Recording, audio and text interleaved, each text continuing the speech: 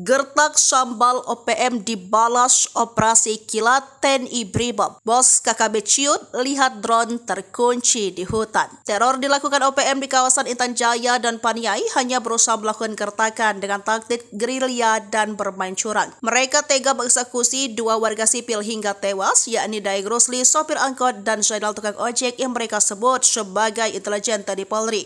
Faktanya, pihak keluarga Rusli dan Zainal menegaskan mereka bekerja dan memantau di Papua sebagai warga sipil. Pihak TNI pun sudah menegaskan keduanya bukan bagian TNI maupun Polri pada Jumat 14 Juni 2024 kemarin. Lalu pada Sabtu 15 Juni OPM Sinak sengaja meneror pedagang dan pembeli di pasar Sinak dan menjarah uang dan hartanya.